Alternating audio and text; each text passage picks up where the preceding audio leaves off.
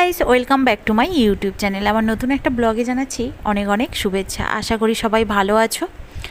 আজকে শুক্রবার, নিরামিষ কিছু রান্নাবান্না বাড়িতে হবে, তো সেই জন্য ভাবলাম চলো তোমাদের সঙ্গে আজকে কিছু রান্নাবান্না শেয়ার করি। সকালবেলা ঘুম থেকে উঠে শুকনো লঙ্কার বিউলির ডালের বড়িগুলো রোদে দিয়ে দিলাম। একটু রোদ খাইয়ে নেওয়া ভালো। আর রান্নার ঠিক 1 ঘন্টা আগে আমি একটুখানি মুগ ডাল আর মুসুর ডাল ভিজিয়ে রেখেছি। এইগুলোই দিয়ে আজকে একটা রান্না করব। চলো রেসিপিটা তোমাদের সঙ্গে শেয়ার করি। অবশ্যই তোমরা প্রথম থেকে শেষ অবধি ভিডিওটা দেখবে। তো এইগুলো ভালোভাবে ধুয়ে নেব। ধুয়ে নিয়ে এইগুলো কিন্তু আমি মিক্সার গ্রাইন্ডে বেটে নেব। আর মিক্সার গ্রাইন্ডটা আদা বেটেছিলাম, তো সেই আদাটা ধুইনি। এর মধ্যেই আমি একটুখানি আদা থাকবে, সেই জন্য আমি একটুখানি ওই আদা রেখেছি অল্প একটু। তার মধ্যে দিয়ে দিচ্ছি মুগ ডাল আর মুসুর ডাল। মুগ ডালের পরিমাণটা একটু বেশি আর মুসুর ডালের পরিমাণটা একটু কম। এটা আমি পেস্ট তৈরি করে নেব। কড়াতে দিয়ে দিয়েছি অনেকটা পরিমাণে সাদা তেল। এইবারে এই পেস্টটাকে ভালোভাবে মাখিয়ে নিতে হবে। এতে আমি অল্প পরিমাণে দিয়ে দিচ্ছি বেসন। তোমরা বেসনটা নাও দিতে পারো। আর পরিমাণ মতো লবণ আর পরিমাণ মতো হলুদ গুঁড়ো। এর মধ্যে বেশি কিছু দেওয়ার দরকার নেই। আর একটুখানি চিনি দিলাম। এইবারে এই পেস্টটা ভালোভাবে মাখিয়ে নেব। জানো তো, এই ডালের বড়া দিয়ে পান্তা খেতে কিন্তু ভীষণ ভালো লাগে।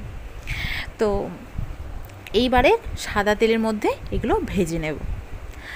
আর সম্পূর্ণ নিরামিষভাবে আজকে রান্না করছি এই রান্নাটা। আর মুসুর ডালের বড়ার ঝোল একবার বানিয়েছিলাম, আর তোমাদের সঙ্গে একবার না অনেকবার বানিয়েছিলাম, তবে তোমাদের সঙ্গে আমি কিন্তু ভিডিও শেয়ার করেছি। তো মুগ ডাল দিয়ে আমি কখনো বানাইনি, মানে বানিয়েছি বাড়িতে, তোমাদের সঙ্গে শেয়ার হয়নি। তো আজকে সেই জন্য আর কি মুগ আর মুসুর একসঙ্গে মিশিয়ে আমি বড়ার ঝোল করছি। এটা খেতে কিন্তু খুবই ভালো লাগে।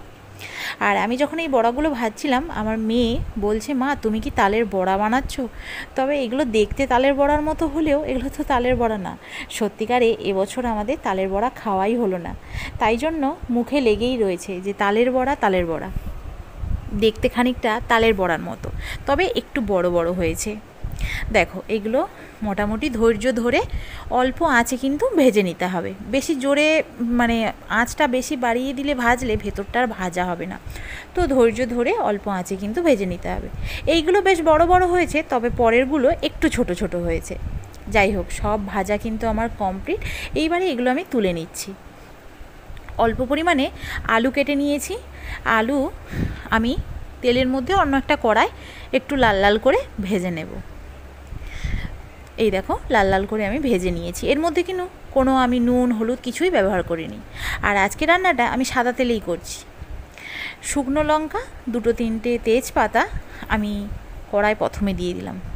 এই ক্যাপচারটা আমি কিন্তু মানে এই ক্লিপটা আমি নিতে ভুলে গেছি কোনো কারণে।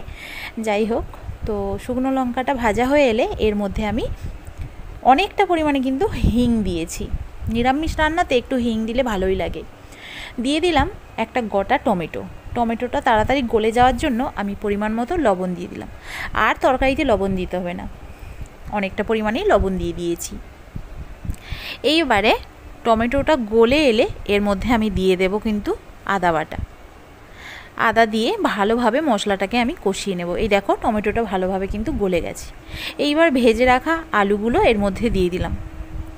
দিয়ে ভালোভাবে কষিয়ে নিতে হবে। কষিয়ে নিয়ে এর মধ্যে আমি দিয়ে দিচ্ছি পরিমাণ মতো হলুদ গুঁড়ো আর কাশ্মীরি লঙ্কার গুঁড়ো। আমার মেয়ে এই তরকারিটা খাবে, তাই জন্য একটুখানি ঝালের পরিমাণটা কমই দিলাম। পরিমাণ মতো চিনি দিলাম। নিরামিষ রান্নাতে একটু চিনি দিলে ভালোই খেতে লাগে, আর আমি তো সব তরকারিতেই চিনি দিই। তো মশলাটা কষিয়ে নিয়ে আলুর সঙ্গে জল ঢেলে দিলাম। আর কিছুক্ষণ ফুটিয়ে নিলে এর মধ্যে দিয়ে দেব হচ্ছে জিরের গুঁড়ো। পরিমাণ মতো জিরের গুঁড়ো দিয়ে দিলাম। আর 2টো দিয়ে দিচ্ছি কাঁচা লঙ্কা। কাঁচা লঙ্কাটা চিড়ি নিয়ে আমি নর্মালি দিয়ে দিলাম, যাতে ঝালটা কম লাগে।